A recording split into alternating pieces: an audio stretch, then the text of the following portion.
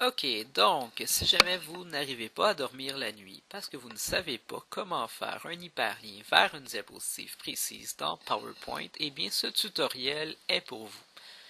Voici comment ça fonctionne. Première étape, il faut dessiner un bouton, c'est-à-dire quelque chose sur lequel on clique pour envoyer notre lecteur quelque part dans le diaporama.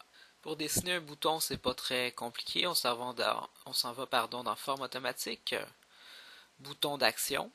On en choisit un qui nous plaît, on le dessine, c'est fait. Quand je vais lâcher ma souris, il va déjà avoir une petite programmation par défaut qui apparaît. On peut faire annuler pour l'instant, on n'en a pas besoin. Deuxième étape, il faut créer l'hyperlien sur le bouton afin de le programmer, entre guillemets, pour qu'il aille sur la diapositive que l'on souhaite.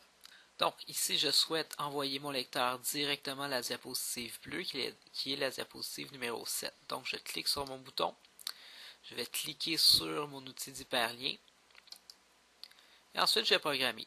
On pourrait mettre diapositive suivante si jamais on voulait l'envoyer à la 3, mais ce n'est pas conseillé parce que si vous changez l'ordre de vos diapositives, votre lien ne suivra pas.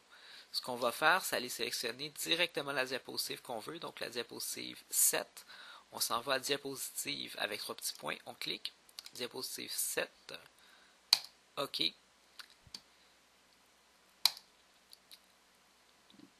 Troisièmement, on va tester notre lien pour voir s'il fonctionne.